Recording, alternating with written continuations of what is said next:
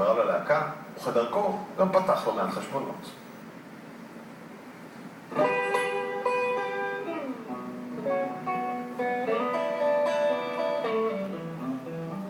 זה לא מרגיש 60 שנים. 60 שנים נשמע הרבה יותר ממה שזה מרגיש בשבילי. אני חושב שבמבנים שלי אני בן 16-17. במה זה מתבטא? בחוסר הקונטרול שלי על הפה. הפה יורה? הפה יורה, ולפעמים אני מקשיב ומתפעל. אני אומר לעצמי, וואו, איך זה נהיה? לפני כשנה אפרים שמיר חצה את גיל 60, אבל ממש כמו בן טיפש 10, הוא לא דופק חשבון. קודם כל, אני לא סובל מוזיקה מזרחית. לא סובל. מה שנקרא זמר ים תיכוני.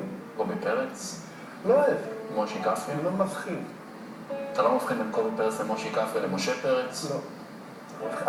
אין לי סבלנות, אני חסר סבלנות לזה. זה כאילו שמישהו לידי מדבר שטויות. זה אומנות לטעמך? לא. שמיר נחשב למוזיקאי מוכשר מאוד, אגדי כמעט בישראל, שחתום על הצלחות כבירות, אבל מבחינתו המציאות היא אחרת לחלוטין.